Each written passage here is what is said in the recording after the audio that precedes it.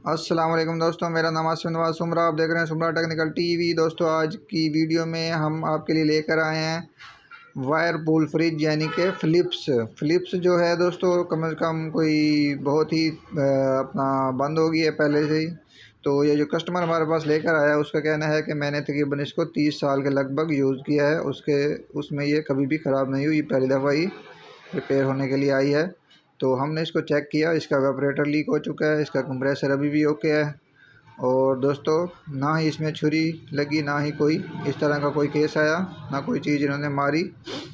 तो बस इसका वेपरेटर लीक हो गया और वेपरेटर की लीकेज भी बहुत ही मामूली सी है, इसलिए हमने मशवरा दिया कि आप इसका वेपरेटर ही चेंज करवा दें।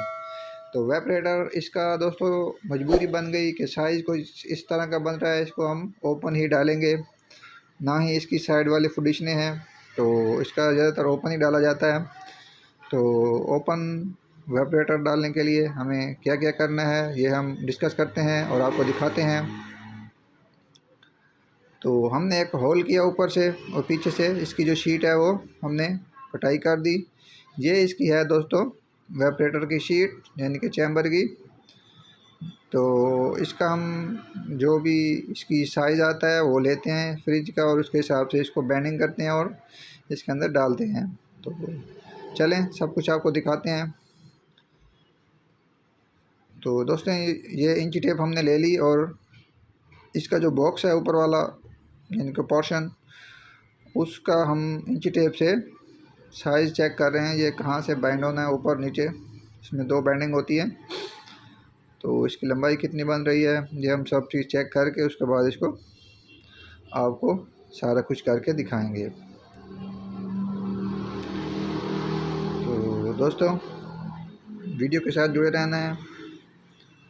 इस वीडियो में आपको बहुत ही फ़ायदा होने वाला है। ये देख लें, ये जहाँ से निशान आए इसके आपके सामने हमने लगाया, चेक किया। अब हम उसी हिसाब से इसमें निशान लगाएंगे। निशान लगाने के बाद इसको दोस्तों हम क्या करेंगे, इसको हम करेंगे बैंड। इसको बैंड करके इसके अंदर डाल देंगे और आगे का जो प्रोसीजर है वो भी आपके साथ शेयर करेंगे। तो दोस्तों, वीडियो हम बहुत ही मेहनत करके आपके लिए बनाते हैं, तो वीडियो को लाइक कर दिया करें। और चैनल पर अगर कोई दोस्त न्यू है और हमारी वीडियो पहली दफ़ा देख रहा है तो उनसे रिक्वेस्ट है कि हमारे चैनल को सब्सक्राइब भी कर दें। तो लाइक ज़रूर किया करें, लाइक कमेंट आप कर सकते हैं, उससे हमारी हौसला अफजाई होती है ताकि हम आपके लिए और भी अच्छी सी वीडियो बना सकें।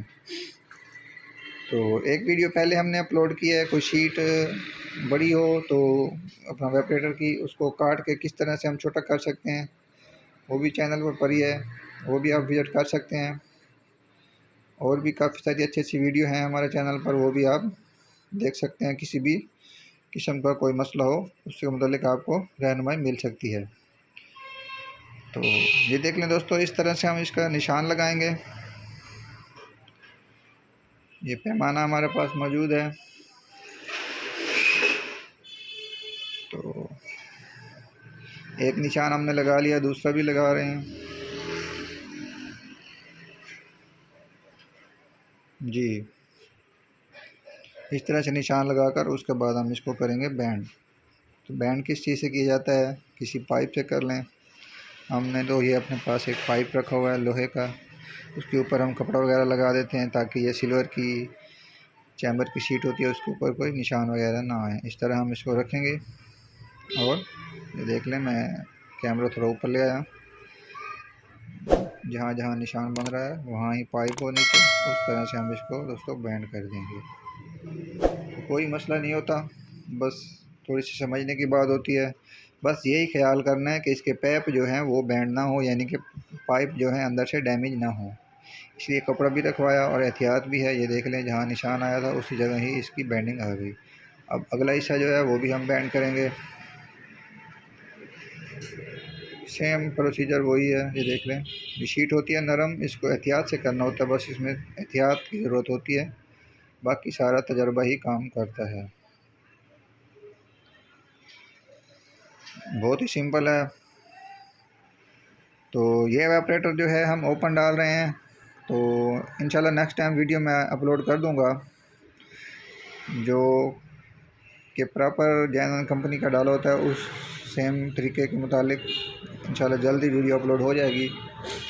तो ये ओपन क्योंकि अक्सर इस तरह के केस आते हैं, उनके शीटों के साइज़ नहीं होते, फ्रिजों की फिटिंग नहीं होती, इसमें मजबूरी बन जाती है हमारा ओपन डालने के लिए। तो ये देख लें, ये हमने बैंड करके रख दिया, एक बॉक्स हमारा तैयार हो गया। इस तरह से हम इसके पहले पाइप जो हैं वो गुजारेंगे, उसके बाद हम शीट अंदर इंस्टॉल कर देंगे। उसके बाद आगे का प्रोसीजर है वो भी आपके साथ शेयर करेंगे।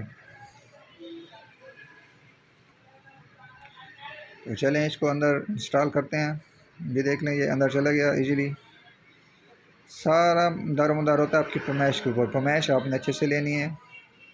ये देख लें अंदर बिल्कुल फिटिंग आ गई। अब हमने इसको इसी के साथ फिक्स किस चीज़ से करना है। ये दोस्तों रिप्टें होती हैं, ड्रिल मशीन से सुराख करके रिप्टें लगाई जाती हैं, या उसकी जगह आप कोई स्क्रू पेच वगैरह भी यूज़ कर सकते हैं, दोनों में से जो चीज़ आपका दिल करे। तो चलिए हम रिपट लगाते हैं इसको। तो दोस्तों रिपट प्लस हमारा इस टाइम थोड़ा सा कोई मसला आ गया, उसमें कोई काम नहीं कर रहा था, इसलिए हमने मजबूरी के तहत इसको स्क्रू लगा दिए। स्क्रू भी आप लगा सकते हैं और रिपट भी आप लगा सकते हैं, दोनों का सेम ही काम है। तो स्क्रू जो है वो कोई खोल सकता है और जो रिपट है वो दोस्तों फिक्स हो जाती है। तो अब हमारी मजबूरी बन गई थी, हमने स्क्रू लगाने पड़े हमें। ये देख लें पीछे से ये पाइप जो है बाहर आ गए, अंदर यूनिट हमारा इंस्टॉल हो गया। अब बात करते हैं नीचे वाले पोर्शन की, उसको किस तरह से करना है, उसका क्या सिस्टम है। हम नीचे वाली प्लेट जो है वो भी खोल लेंगे, उसके वो भी हम न्यू ही इंस्टॉल कर देंगे। अगर हम वही चलाते हैं तो चल जाएगी, तो बाद में परेशानी का बायस बनता है। जब भी आप वेपरेटर चेंज करने लगें तो 100% इस बात को यकीनी बनाएं कि आप ऊपर नीचे दोनों पोर्शन का ही वेपरेटर चेंज कर दिया करें, क्योंकि दोनों की लाइफ एक जैसी होती है, दोनों फिर एक ही टाइम से चलते रहेंगे। इनका दौरानिया होता है 4-5 साल का, 4-5 साल कम से कम ये चल के आते हैं।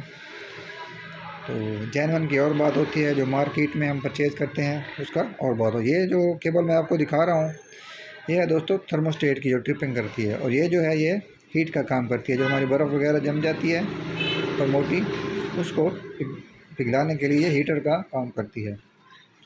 तो ये एक थर्मोस्टेट की केबल है जो फ्रिज को ट्रिप कराती है, कंप्रेसर को बंद करती है। वो हमने साथ एडजस्ट कर दी और हीटर की भी पीछे हमने लगा दी, और इसको स्क्रू की मदद से हमने प्लेट को लगा दिया, पीछे एक होल करके पाइप हमने बाहर निकाल लिए।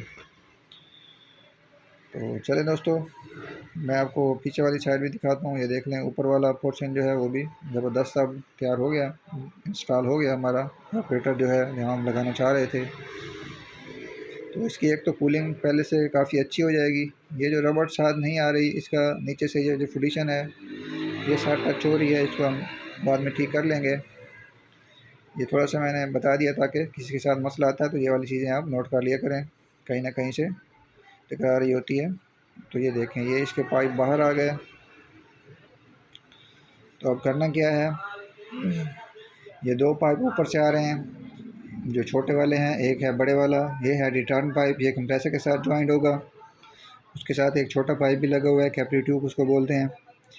और जो छोटे हैं वो ऊपर और नीचे वाले दोनों पोर्शन को मिलाने के लिए, गैस की वर्किंग के लिए ऊपर से नीचे वर्क करके आपस में इनका ज्वाइंट हो जाता है। तो दोस्तों इन दोनों पाइपों को जो छोटे हैं इनको आप आपस में वेल्डिंग कर देंगे, उसके बाद प्रेशर देकर इसको चेक कर लेंगे। उसके बाद इसका जो फोम वगैरह हमने निकाला वो हम डालेंगे। तो उसके बाद हमारा प्रोसीजर जो है ऊपर चादर वगैरह लगाकर ये काम हमारा कंप्लीट हो जाएगा। तो आगे मैं आपको नहीं दिखाने वाला, यहीं ही आपको समझा रहा हूँ, ये आप खुद ही कर सकते हैं। ये देख लें जो वापसी वाला जो रिटर्न पाइप है पहले यहाँ खड़ा है, इस तरह से आप इसकी एडजस्ट खुद ही करेंगे। तो उम्मीद करता हूँ दोस्तों ये वीडियो आपको अच्छी लगी होगी। मिलते हैं नेक्स्ट वीडियो में, तब तक के लिए दीजिए इजाज़त, अपना ख्याल रखिएगा। अल्लाह हाफिज़।